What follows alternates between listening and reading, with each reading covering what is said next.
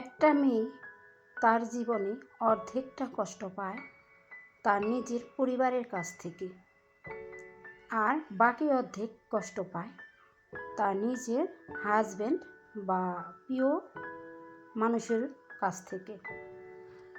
আর এভাবে কষ্ট পেতে পেতে মেয়েরা কিন্তু ভিতরে ভিতরে অনেকটাই কষ্ট পায়, তারপরও কাউকে প্রকাশ করে না।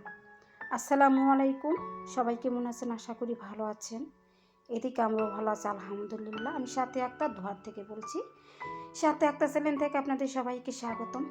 তো চলে আসলাম আরেকটি ভিডিও নিয়ে। তো আজকে সকাল সকাল উঠে তো আমার হাজব্যান্ডের জন্য একটু সাবু রান্না করে নিলাম, আর এদিকে বাচ্চাদের জন্য একটু লুডুস রান্না করে নিলাম, আর আমি একটু চা খেয়ে নিলাম, চার সাথে বিস্কুট আর কলা। তো হয়ে গেল আজকে সকালের ছোটোখাটো খাবার। আজকে তেমন রান্না বান্না করলাম না, ভাতও না রুটিও না।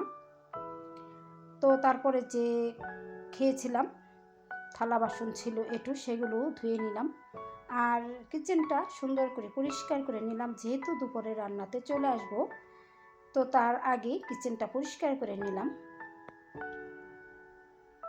আর এখন যে বাসায় আমার রুম আছে সেগুলো সুন্দর করে গুছিয়ে নিয়েছি।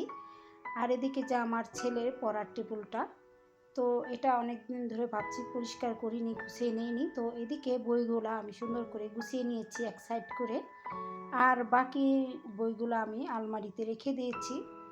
এতগুলা বই টেবিলে রাখা যাবে না, তাই আলমারিতে রেখে দিলাম, কিছুটা এখানে রেখে দিলাম। আর এখন টেবিলের যে অল কালারটা সেটা সুন্দর করে ক্লিনার দিয়ে পরিষ্কার করে মুছে নিচ্ছি, আর পুরো টেবিলটাই এখন আমি মুছে নিচ্ছি। এটা একটা বক্সেলটা মুছে নিলাম। এই টেবিলটায় আমার দুই ছেলে পড়ালেখা করতো, এখন আমার ছোট ছেলেই পড়ে। তো টেবিলের সাইডে একটা রিয়াল গাছ লাগিয়ে দিয়েছি, তো ছাদ থেকে খুব সুন্দর এই গাছটা। তো এটা থেকে অনেকটা চারা বেরিয়েছে, তাই আমি দুটা চারা নিয়ে আসলাম, রুমে রেখে দিলাম। আর এদিকে রান্নাতে চলে আসলাম। আজকে রান্না আমি শর্টকাটে দেখাবো, তাহলে ভিডিও অনেক বড় হয়ে যায়। তো আপনারা তো দেখতে চান না, ছোট ভিডিও দেখতে চান না, বড় ভিডিও কিভাবে দেখবেন। তো এখানে আমি আলু দিয়ে আর অল্প করে মেথি দিয়ে ভাজি করে নিয়েছি, দেখতে পাচ্ছেন। পুরোটা দেখাবো না, হালকা পাতলাভাবেই দেখাবো। তো এই পর্যন্ত যারা আসছেন হয়তো ভিডিও দেখতে দেখতে ভিডিওতে লাইক দিতে ভুলে গেছেন, তো প্লিজ দয়া করে একটি লাইক দিবেন। আপনাদের লাইক আমার ভিডিও একে অন্যের কাছে পৌঁছে যাবে। আর সব সময় ভিডিও দেখার আগে লাইক দিয়ে ভিডিওটি দেখবেন। আর আমি ভাজিটা করে নিয়েছি, এখন ডিম রান্না করব। তো আমার দুই ছেলের জন্যই আমি 3টা ডিম নিয়েছি। 4টা ডিম নিয়েছিলাম, একটা নষ্ট বের হয়েছে, তো মন চাইলো না যে ফ্রিজ থেকে বের করে আরও 2-1টা সেদ্ধ করে নিই। তো আলসের কাজ করলো, 3টে দিয়ে হয়ে যাবে। তো ডিমগুলো আমি সিদ্ধ করে ভেজে নিলাম, এখন রান্না করে নেব। তো ভিডিও যদি আপনাদের ভালো লাগে অবশ্যই সুন্দর করে একটা কমেন্ট করবেন, আপনাদের কমেন্টটা আমার অনেক ভালো লাগে। তো ঝর্ণা আপু আমাকে সুন্দর সুন্দর করে একটা কমেন্ট করে, সুন্দর করে সাজিয়ে গুছিয়ে, আর আমার সব ভিডিওই আপু দেখে, লং ভিডিও বলেন আর শর্ট ভিডিও বলেন, সব ভিডিওই সে দেখে নেয়।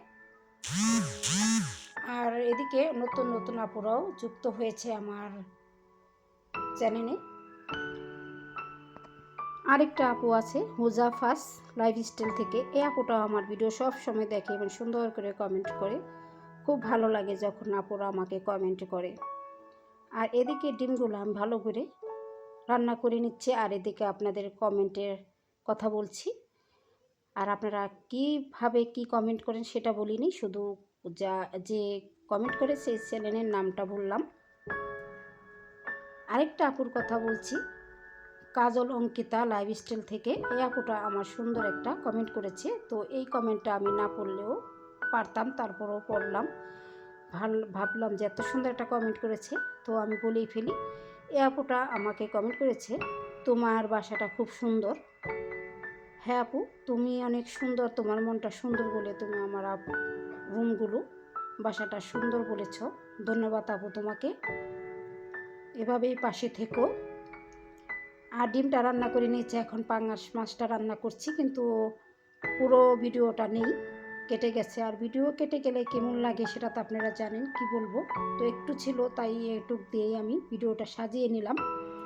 পাঙাশ মাছটা আমি পেঁয়াজ দিয়ে ভুনা করলাম আর ভাজা জিরের গুঁড়ো দিয়ে রান্নাটা শেষ করে নিলাম। আর আমার রান্নাটা হয়ে গেল। আর বাকি আপুদের কমেন্টের কথা কি বলবো, আরেকদিন বলে নেব। তো আমার রান্নাবান্না শেষ। কেমন হয়েছে রান্নাবান্না অবশ্যই সুন্দর করে একটা কমেন্ট করবেন। আর ভালো লাগলে সাবস্ক্রাইব করে চ্যানেলের পাশে থাকবেন। সবসময় ভিডিও দেখলে হয়তো ভালো লাগবে। তো আজ এই পর্যন্তই। সবাই ভালো থাকবেন, সুস্থ থাকবেন। খুদা হাফেজ।